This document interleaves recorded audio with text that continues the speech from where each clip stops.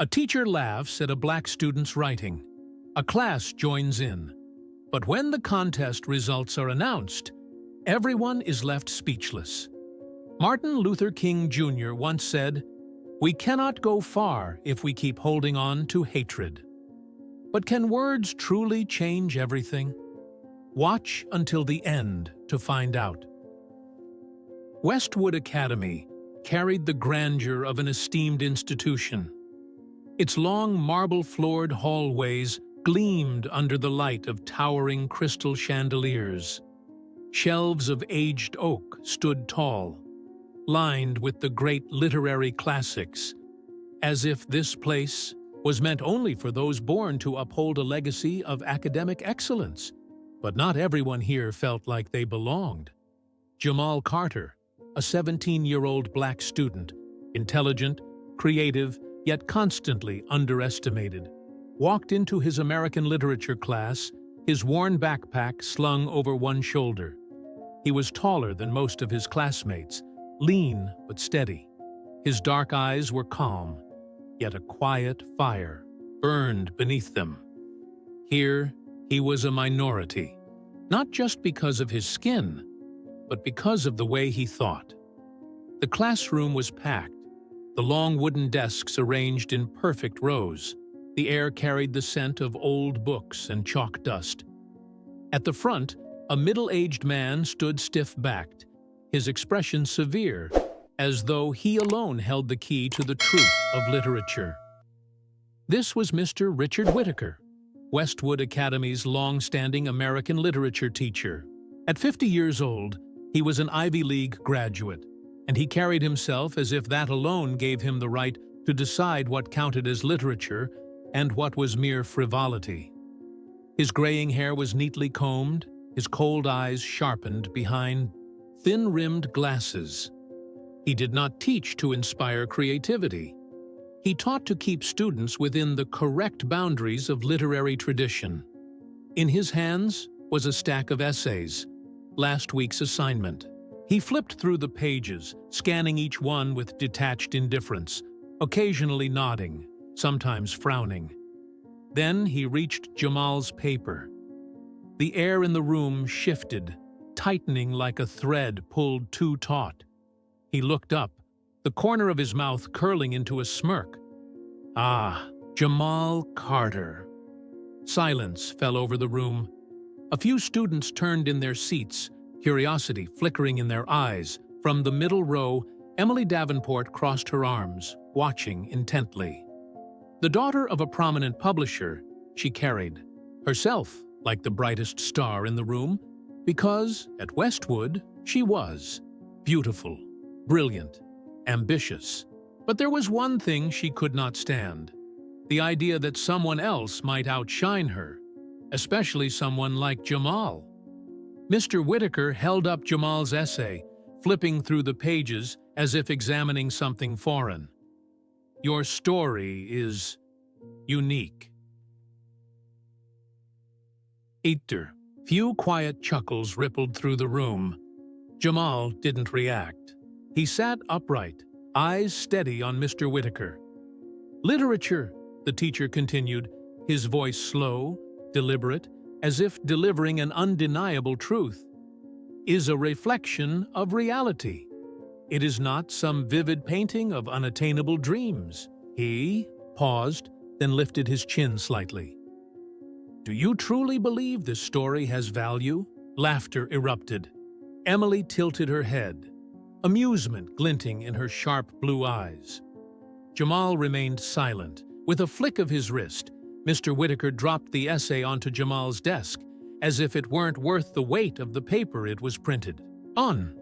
"I suggest you write about real life," he said, his voice final, a quiet condemnation. Something grounded. Not this. This time, the laughter was louder.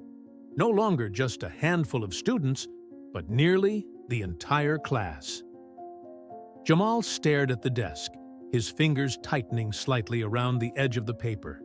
He could feel the stares, the judgment pressing in, from all sides. A few whispers slithered through the air. Again? Does he really think he's some kind of genius? But he didn't argue. He didn't protest. Instead, he simply folded the essay and tucked it into his bag. No words, no defiance. Yet, his eyes never dropped. He met Mr. Whitaker's gaze, not with the look of someone humiliated, but with the look of someone who understood exactly what needed to be done next. The teacher didn't notice, or perhaps he chose to ignore it. He turned back to the board and continued the lesson as if nothing had happened. But for Jamal, something had shifted. It wasn't fear. It wasn't disappointment. It was determination. The classroom had settled back into its usual rhythm, or at least for most students it had. But Jamal could still hear the echoes in his mind. Not this. The laughter had faded, yet the way it had slithered through the air, slipping into the cracks of his thoughts, remained. He couldn't let it consume him. Jamal was used to doubt, used to the judgmental stares, the whispered remarks just out of earshot. But today, something felt different. He had always believed that if he stayed quiet, his words would speak for him. But maybe, sometimes, silence wasn't enough. At the front of the room, Mr. Whitaker droned on about realism in American literature.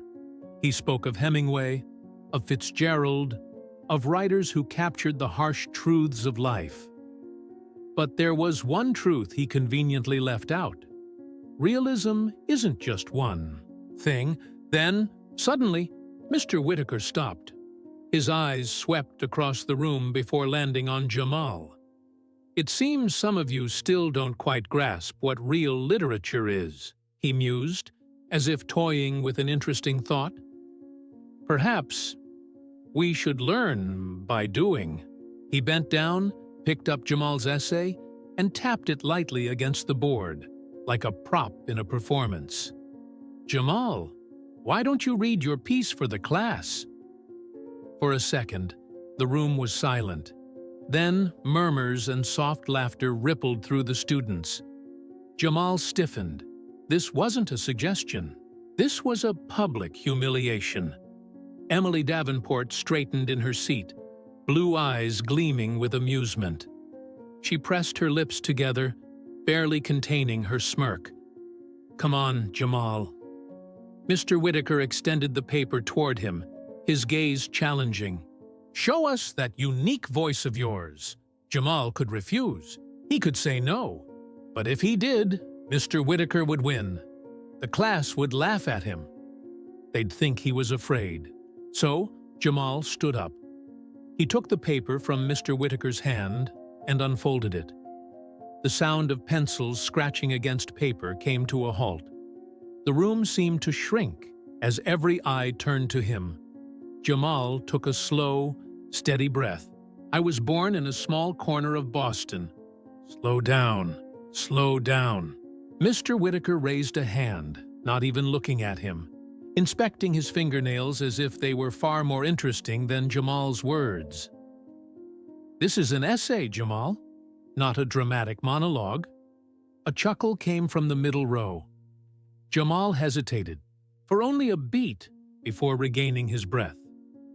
He continued, "I was born in a small corner of Boston, where dreams don't come easily." "Stop." This time, Mr. Whitaker laughed. "Dreams?" He repeated the word with thinly veiled disdain. "Ah, yes, dreams." He folded his arms, his expression sharpening. "Do you think literature is a place to whine about your unattainable dreams?" The class erupted into laughter. Emily tilted her head, a satisfied smile tugging at her lips. Jamal's grip on the paper tightened, but he didn't sit down. He kept reading. "My mother always told me, oh, and now we have the noble mother figure." Mr. Whitaker interrupted again, his tone laced with mockery. "The self-sacrificing parent. The tragic tale of a boy abandoned by society. This time, the laughter wasn't as loud. Some students began shifting in their seats. Daniel, a white student near the window, glanced at Jamal, then at Mr. Whitaker. He didn't say anything, but the hesitation in his expression said enough. Jamal clenched the paper even tighter, his chest rising and falling with deep, steady breaths. He didn't speak. He just looked at Mr. Whitaker. He held his gaze. It wasn't anger. It wasn't defeat. It was defiance. The room fell silent. This wasn't the reaction they expected. They wanted him to lash out, to break, to give them something to mock. But Jamal didn't. He just stood there, eyes locked like a blade against Mr. Whitaker's. And in that moment, something shifted. Mr. Whitaker smirked, but this time it didn't look quite as sure of itself. He waved a hand dismissively. "All right, you may sit down." Jamal didn't move right away. He stayed standing just a few seconds longer, long enough for them all to feel it. He wasn't backing down. Then, slowly, he lowered himself back into his seat. Something in the air had changed. No one spoke, but they all knew it. Jamal Carter might be the minority in this room. He might be the one they underestimated. But today, he had stood his ground, and this was only the beginning. The air in the classroom had grown heavy, thick with the weight of the silent standoff between Jamal and Mr. Whitaker. The mocking laughter had died down, but it lingered like fine cracks in a glass pane. Still there, still cutting. Jamal forced himself to stay calm. He slowed his breathing, but the fire in his chest flared hotter with every passing second. I could just sit here, wait for it to pass, like always. But this time was different. This time, if he stayed silent, it wouldn't just be another one of Mr. Whitaker's taunts. It would become something permanent, a confirmation of exactly what they all believed him to be, a black kid without a voice. Jamal couldn't let that happen. His fists clenched so tightly that his knuckles turned white. At the front of the room, Mr. Whitaker crossed his arms, tilting his head with a smirk, half amused, half patronizing. "Mr. Carter," he drawled, voice dripping with mockery. "I get the sense that you're displeased with my feedback." A few quiet chuckles spread through the middle rows. Emily leaned in slightly, her blue eyes gleaming with anticipation, as if she were watching an entertaining show. Jamal inhaled sharply, steadying himself. But before he could speak, Mr. Whitaker went on. "All right, let's do this then." His tone was casual, as if indulging in a game. "If you truly believe your piece has merit, tell me. Why?" Silence thickened the room. Every eye turned to Jamal. He could feel his heartbeat pounding in his chest, so fast, so loud, it almost drowned out everything else. He tightened his grip on the paper in his hands. I could just let it go, like always. But then, Jamal stood up. The scrape of his chair against the floor sliced through the silence. A few students flinched. He looked straight at Mr. Whitaker.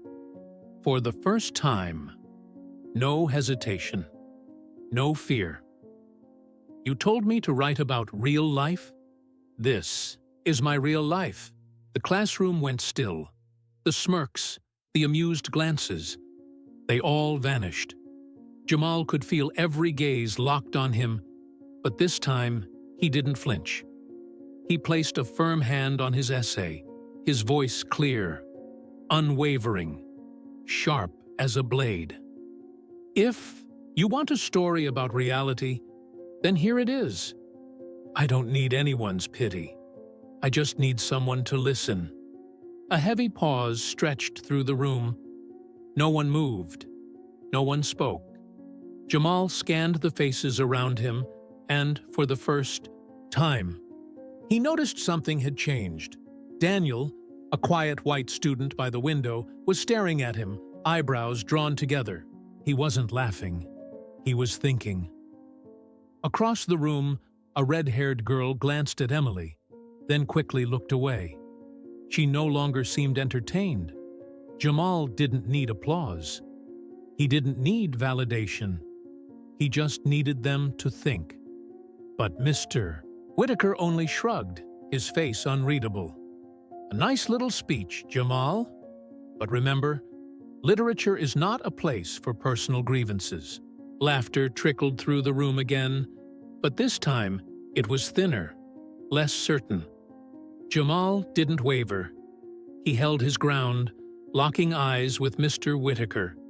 And this time, it was the teacher who looked the slightest bit uneasy. Maybe he hadn't expected Jamal to fight back. Maybe he thought one final remark would be enough to silence him, to make the black boy shrink back into his place. But Jamal was still standing, not as the defeated, but as someone who had just claimed his first victory. And this was only the beginning. Jamal didn't remember leaving the classroom.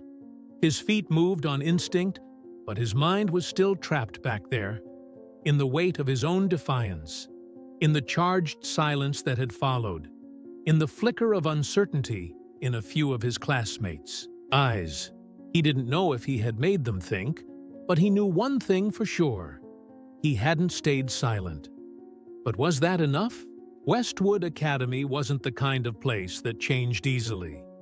Prejudice was woven into the very bricks of this school, embedded in every glance, every polite smile, every seemingly harmless remark laced with quiet exclusion. He would have to do more than this.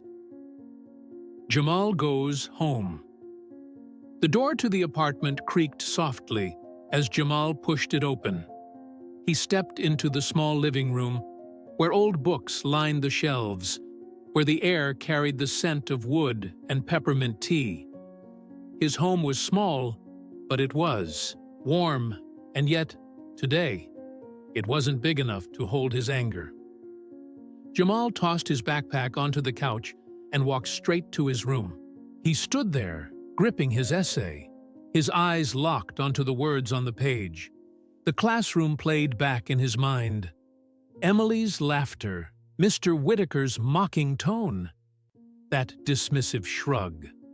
Jamal's grip tightened until his knuckles turned white. He wanted to tear the paper apart, to throw it away just like Mr. Whitaker had dismissed it. But then he stopped. No. He took a deep breath, looked at the essay one more time, then carefully folded it and placed it inside his desk drawer. Not because he was giving up, but because he knew this wasn't over. Jamal's mother, somewhere behind him, Lorraine Carter, had been standing in the doorway, watching. His mother. She wore a simple button-up shirt, flour still dusting her hands from the half-prepared dinner in the kitchen. She didn't ask what had happened. She just looked at him, her eyes gentle yet deep. Jamal didn't say a word. He didn't have to. She stepped forward, placed a hand on his shoulder. It wasn't a gesture of comfort. It was a transfer of strength. No one can silence your voice unless you let them. Her voice was quiet, but every word sank deep. Jamal drew in a slow breath. Then he turned back to his desk. He opened his laptop. The glow of the screen illuminated his face. He typed into the search bar, National Literary Scholarship, seeking new voices in social realism. His heartbeat quickened. At the words, new voices, reflecting real life. Jamal straightened his posture, cracked his knuckles, and placed his fingers on the keyboard. He didn't rewrite his old essay. No, he wrote something entirely new. The words flowed from him, unstoppable. They say literature must reflect reality. But what happens when reality refuses to be seen? Somewhere else. In a grand bedroom with walls lined with framed awards, Emily Davenport pulled her blanket up to her chin, scrolling through her phone out of habit. A new notification appeared. Jamal Carter has searched for National Literary Scholarship. Her eyebrows lifted slightly. Why was he entering a competition like that? She didn't know why she cared. But something about Jamal today, the defiance, the unwavering determination, left an uneasy feeling in her chest. She scrolled through her saved essays, pausing at one of her own. A flawless piece, polished, precisely structured, praised by Mr. Whitaker. But as she stared at it now, it suddenly felt hollow. Emily sighed, shut off her phone, and closed her eyes. But her mind wouldn't. Quiet. For the first time, thoughts crept in that she had never considered before. Emily reads. Jamal's essay, Emily Davenport was not someone who second-guessed herself. She had always trusted her instincts. Who was better? Who was worse? She could tell immediately. But this time, as she saw Jamal Carter's name on the competition's list of entries, something unfamiliar crept into her mind. Why was he entering this contest? A part of her wanted to ignore it. But before she realized what she was doing, she clicked on his submission. From the very first line, something felt different. I was born in a small corner of Boston, where dreams don't come easily. Traudu, brow furrowed. This didn't read like any essay she had seen before. She kept scrolling. They say literature must reflect reality. But what happens when reality refuses to be seen? Her fingers clenched around the paper on her desk. Emily felt unsettled. She recalled every comment she had made, every time she had laughed at Jamal. She remembered how he had stood up in class, unwavering against Mr. Whitaker. She remembered Daniel's slight frown that day, like he too was starting to realize something was off. And now, reading this essay, it was all becoming painfully clear.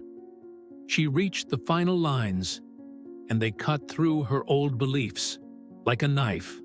I don't ask for sympathy. I only ask that you open your eyes. For the first time in her life, Emily wasn't sure of something. She set her phone down, exhaled slowly. Then she glanced at her own essay, the one Mr. Whitaker had praised, and for the first time, it felt completely empty. The announcement, Westwood Academy's Grand Hall. The hall was packed. The air was thick with anticipation, as if everyone was waiting for something monumental. Jamal Carter sat quietly in the front row, his hands clasped together. He wasn't expecting anything. He had learned not to.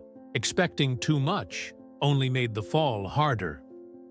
A few rows back, Emily leaned against the wall, arms crossed. But this time, the usual smugness in her eyes was gone. She was just waiting.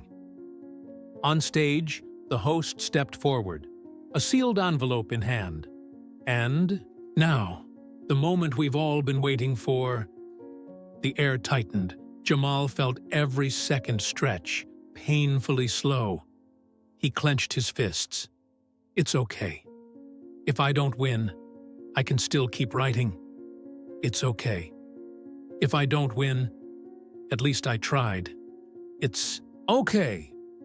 The winner of this year's National Literary Scholarship is Jamal Carter. Silence.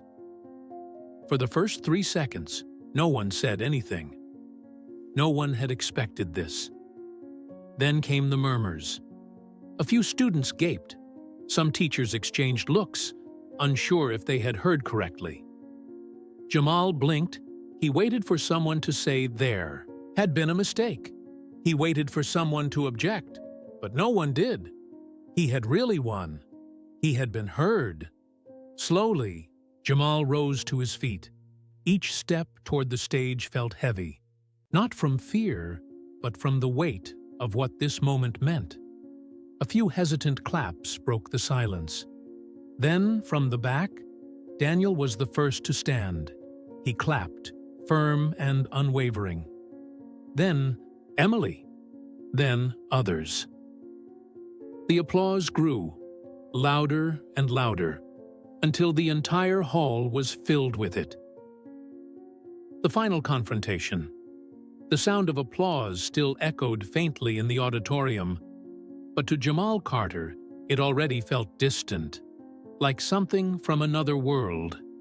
He had just stepped off the stage, the certificate of his victory still warm in his hands, but he couldn't forget Mr. Whitaker's words. Do you really think your story has value? Literature is not a place for complaints. Write about real life, not this. His entire life, he had been taught to stay silent. But today, he had spoken. And yet, there was still one thing left to do. He needed to face the man who had tried to silence him. Jamal pushed open the heavy wooden door of the faculty office. Mr. Whitaker was there, leaning on his desk, staring down at his lesson plans as if they could shield him from reality. He had heard everything. The news articles, the essays praising Jamal's talent, the discussions about injustice in education. And, more than anything, he knew now that he had been wrong. But he was not the kind of man to admit it easily. Jamal stepped inside, shoulders squared. He was no longer the student who once bowed his head, accepting his essay with quiet resignation. You said my story wasn't worth reading. His voice wasn't loud, but it was sharp, cutting through the air like a blade. But now, the whole country is reading it. Mr. Whitaker's grip on his pen tightened, but he didn't look up. A heavy silence settled over the room, pressing down like an invisible weight. Then, slowly, he lifted his gaze. Gone was the unshaken confidence, the quiet authority he once wielded so effortlessly. And yet, instead of admitting fault, he clung to the last remnants of his belief. Perhaps the judges were biased. Jamal raised an eyebrow, but said nothing. Mr. Whitaker cleared his throat, as if trying to reassure himself. You can't be that good. His voice was quieter now, weaker. I read your essay. It had emotion, but literature is not just about emotion. His words trailed off, as if even he didn't fully believe them anymore. Then, another voice cut through the room. How interesting, Richard. Both men turned. Ms. Adams stood near the door. The British literature teacher, known for her fairness, her sharp judgment. She folded her arms, eyes keen, dissecting every word that had just left Mr. Whitaker's mouth. You always said literature must reflect life. She took a step closer, her voice even, but laced with challenge. So why is it that when Jamal does exactly that, you refuse to accept it? A faint flush crept over Mr. Whitaker's face. He had no answer. Jamal said nothing. He only watched. And in that moment, he saw something in Mr. Whitaker's eyes, something no one had ever expected to see in a man like him. Uncertainty. Doubt. The big fear of a man who had just realized he had been wrong his entire life. Mr. Whitaker turned away, looking out the window, but he couldn't hide the slight tremor in his shoulders. Jamal didn't need him to admit his mistake. He didn't need an apology, because his victory wasn't about making Mr. Whitaker recognize him. It was about no longer needing his recognition at all. Jamal took a deep breath, then turned and walked away. leaving Mr. Whitaker alone with his own thoughts. The shift, the door to the faculty office, clicked shut behind Jamal. He walked down the hallway, his steps steadier than ever, leaving behind a man grappling with his own mistakes. Mr. Whitaker could keep making excuses. He could keep living in the safety of his beliefs. But Jamal was no longer a student waiting for his teacher's approval. He didn't need it. But what about everyone else? That day, American literature class was unlike any other. After Jamal's victory, an unspoken weight hung in the air. No one mocked him openly. No one dismissed his essay with scoffing remarks anymore. But the silence wasn't acceptance. It was the hesitation of people trying to swallow the conflict in their minds. Then Emily stood up. Every head in the room turned to her. Emily Davenport, the IDRE golden student, the one who had publicly ridiculed Jamal. Emily Davenport, who had once believed he could never be better than her. But now, she wasn't so sure anymore. Now, she wasn't so sure of herself. She took a deep breath. I was wrong. The class stilled. No one had expected this. Not even Emily herself. She met Jamal's eyes. There was no defiance there anymore. No arrogance, only honesty. I was wrong about you, Jamal. She spoke clearly, loud enough that no one could pretend not to hear. Not everyone was ready for this shift. From the middle rows, a boy scoffed, folding his arms. Are you seriously defending him? There was something incredulous in his voice, like he couldn't believe Emily would take the side of an outsider like Jamal. A few quiet chuckles rippled through the room, but they weren't as confident as before. Emily didn't flinch. She turned to face him, her voice unwavering.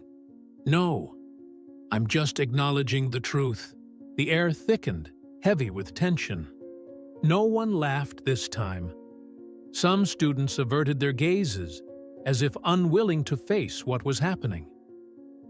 Daniel, the quiet observer, the one who had never spoken up, lowered his head slightly, as if processing something important. Then, from the back of the room, a sound broke the silence. Applause. Soft at first. Solitary. Then, slowly, it grew. Jamal turned. Daniel was standing, clapping, deliberate, steady. Then another student rose, joining in. And another. Within seconds, the very people who had once laughed at Jamal were now on their feet, applauding him. At the front of the room, Mr. Whitaker remained by his desk. He looked around at the students, the ones he had believed would always stand by him, the ones he had thought would never question what he taught them. And now, they were no longer on his side. His fists clenched. But he said nothing, because no one was listening to him anymore. Emily turned back to Jamal, and for the first time, her eyes held something real. Respect. She gave him a small nod. Jamal studied her for a long moment. Then he nodded back. No words were needed, no explanations, just recognition, just change, just a new beginning. The reckoning Westwood Academy had never seen a week like this. Whispers spread through the hallways like wildfire. Did you hear? They're investigating Mr. Whitaker. I heard students are coming forward. Do you think this will actually change anything? Some were shocked. Some pretended not to care. But no one could deny that everything had shifted. Then came the meeting. The room was more crowded than usual.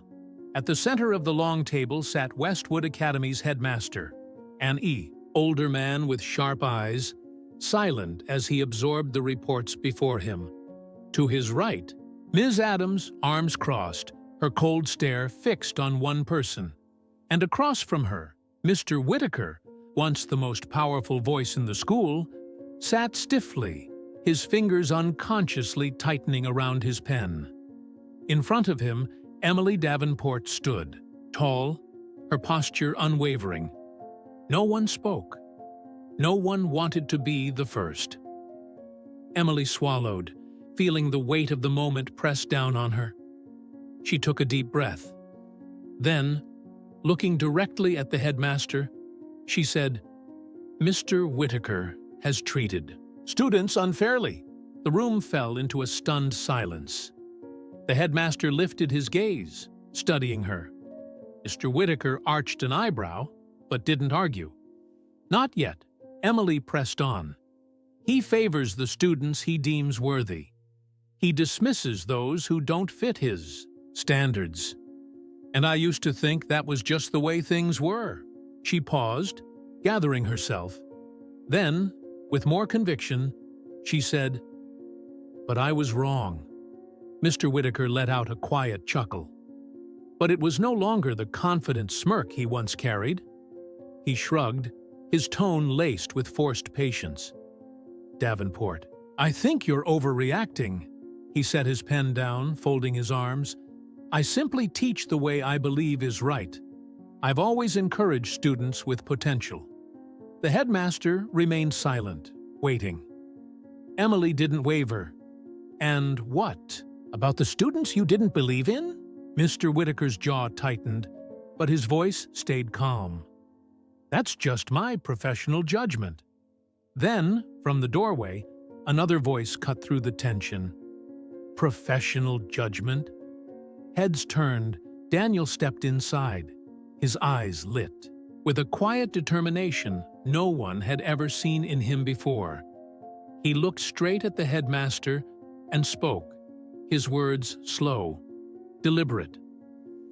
"You told me I wasn't suited for academic writing." The room held its breath.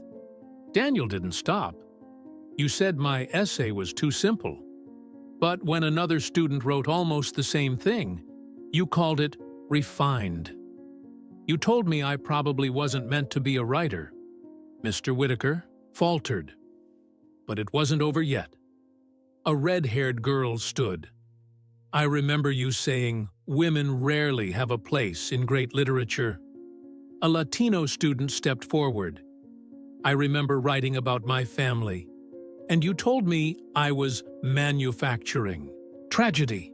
One by one, voices rose, layering over each other like bricks falling from a collapsing wall. Mr. Whitaker paled. He looked around, seeing the students he had once dismissed now standing against him. He tried to smile, but no one smiled back. The headmaster cleared his throat, then set his pen down. "We cannot ignore this," he turned to Mr. Whitaker, his expression unreadable. "We will be holding a formal meeting regarding the termination of your contract." The room erupted, and just like that, Mr. Whitaker lost everything. Outside the meeting room, Jamal was waiting. When Emily stepped out, their eyes met. No words were needed. Finally, Emily gave a small nod. Jamal held her gaze for a long moment. Then he nodded back. No more apologies. No more proving himself. Justice had been served, and a new chapter had begun. The beginning of a new chapter. The hallways of Westwood Academy were quieter than usual. After the investigation, Mr. Whitaker was gone. His desk had been cleared out, his nameplate removed from the door. Once, his authority had been unquestionable. Now, it was nothing more than a shadow of the past. And now, Jamal Carter was about to step onto the stage. The auditorium was packed. Students sat shoulder to shoulder, some leaning forward, waiting. Teachers stood along the walls, some with arms crossed, others nodding silently. In the front row, Emily watched the stage, not with challenge this time, but with real respect. For the first time in Westwood Academy's history, a black student was about to address the entire school on educational justice. Jamal stepped up to the podium, the lights casting a glow over his face. He took a deep breath. The room fell silent. A year ago, if someone had told me I'd be standing here today, I wouldn't have believed them. His eyes swept across the audience. Some faces that had once mocked him, others who had changed. I used to think that if I stayed quiet, if I worked hard without challenging anyone, I would be recognized. But I was wrong. Talent cannot be recognized if people refuse to see it. A faint murmur rippled through the crowd. Jamal didn't waver. He met the gazes of the faculty members in the front row. Ms. Adams gave a slight nod. The headmaster sat upright, not skeptical, but listening. Literature is a voice. Stories have the power to change the way people think, but only if we dare to write them, and only if the world is willing to listen. A tense silence followed. Jamal took a final breath and said his last words. We cannot go far if we keep holding on to hatred. I chose to let my writing speak, not my anger. The room erupted in applause, not forced, not reluctant, but real. Jamal had won. Not just a competition, but the fight to be heard. As the ceremony ended, Jamal stepped off the stage, the sound of applause still ringing behind him. He felt lighter, but he also knew his journey was far from over. Then, behind him, a voice spoke. You did well, Jamal. Jamal stopped. He turned, and there stood Mr. Whitaker. No longer the powerful man who had once mocked him. No longer the gatekeeper of tradition. Just a man, his eyes heavy with thought. I was wrong. Jamal wasn't surprised. He simply listened. But maybe I wasn't the only one. Jamal studied him for a long moment. He could have been angry. He could have mocked him, just as Mr. Whitaker once did to him. But he didn't. Instead, he smiled. Not a smile of forgiveness, but of someone who had outgrown his hatred. Without another word, Jamal turned and walked away, leaving Mr. Whitaker alone with his own thoughts. Jamal walked through the halls of Westwood Academy, the same place that once made him feel small. But today, he was no longer a shadow. He had stepped into the light, and as he walked through the doors of the auditorium, the sunlight hit his face, a symbol of the recognition he had always deserved. His story had been heard. But this was only the beginning, because Jamal Carter would keep writing, and the world would keep reading. Have you ever felt like your voice was ignored? Have you ever been underestimated because of where you come from, or the biases of others? Jamal Carter proved that when you dare to stand up and speak, the world will listen. Literature is more than just words. It is power. It is a force that changes minds, a light that reveals truth. And if this story resonated with you, don't forget to like and subscribe to keep spreading the message of justice, talent, and courage. Now we want to hear from you. Have you ever had to fight to be recognized? Share your story in the comments, because your voice matters just as much as anyone else's.